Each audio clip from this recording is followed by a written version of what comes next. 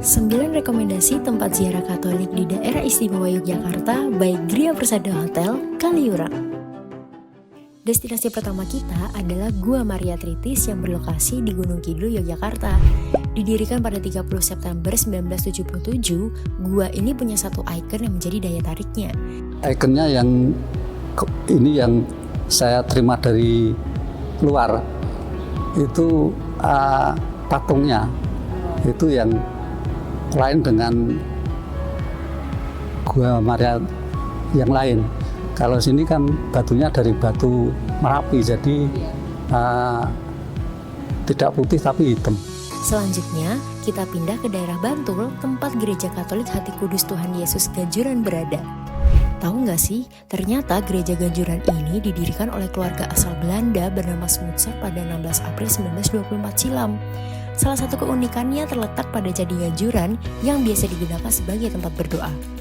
Gereja ini itu punya tempat ziarah sebuah candi, dan ini menjadi satu-satunya paroki yang punya tempat ibadah berupa candi dan terletak satu kompleks dengan gereja.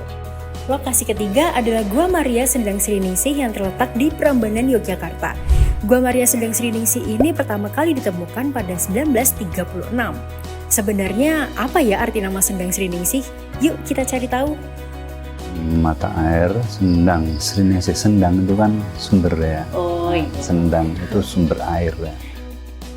Sendang Sriningsih itu menjadi ikon utamanya. Kita punya sumber mata air yang memang tidak surut dari waktu ke waktu. Lanjut kita ke Gereja Salib Suci Gunung Sempu yang berada di Bantul, Yogyakarta. Gereja ini diresmikan pada 20 Mei 1990. Nah saat ini Gereja Gunung Sempu telah dilengkapi dengan adanya Gua Maria Bunda Kerahiman.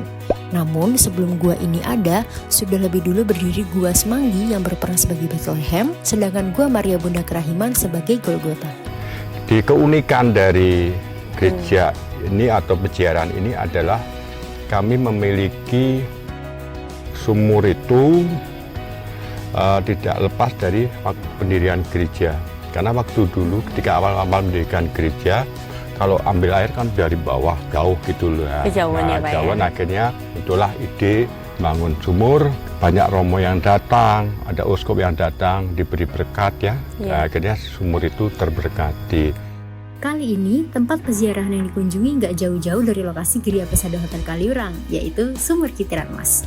Tempat ziarah umat Katolik yang terletak di Gereja Maria Assumpta Pakem, Yogyakarta ini digali pertama kali pada 1985 dan diberkati kembali tanggal 14 Oktober 2001. Sumur Kitiran Mas terletak tepat di sebelah altar. Setiap umat atau peziarah diperkenankan untuk mengambil air suci dari Sumur Kitiran Mas ini. Ini dia Gua Maria Sendang Sono yang berlokasi di Kulon Progo. Gua ini diresmikan pada 2009 silam. Nah ternyata di Sendang Sono inilah pastor Katolik Van Lith untuk pertama kalinya membaptis sebanyak 171 orang Jawa pada 14 Desember 1904. Berkembangnya waktu, ada pengikut sekitar 4 tokoh utama di tempat ini yang memperdalam ajaran Katolik dari Romo Van Lith. Selanjutnya adalah Gua Maria Lawangsih. Gua yang berlokasi di Kulon Progo ini diresmikan pada tahun 2010. Gua ini juga dikenal sebagai gerbang surga karena menyuguhkan pemandangan alam yang memukau ditambah dengan ornamen stalaktit dan stalagmit yang semakin melengkapi kecantikannya. Ada 3 hal yang menjadi ikon utama dari gua ini. Ikonnya yang di sini itu utamanya Bunda Maria, kemudian ada Panti Semedi yang di situ ditahtakan Hati Kudus Yesus. Setelah itu juga ada sumber air, mata air yang sangat suci yang sudah diberkati oleh Romo, kemudian bisa dibawa dan bisa dipakai di sini. Destinasi terakhir kita adalah Gua Maria Jatiningsih yang terletak di daerah Moyudan, Sleman, Yogyakarta. Diresmikan pada 1986, gua ini memiliki sumber mata air yang bernama Tirta Wening Banyu Panguripan yang memiliki arti air bening pemberi kehidupan. Untuk jam misanya Bapak? Jam misa di malam Jumat pertama itu Kamis malam Jumat pertama jam 19.30.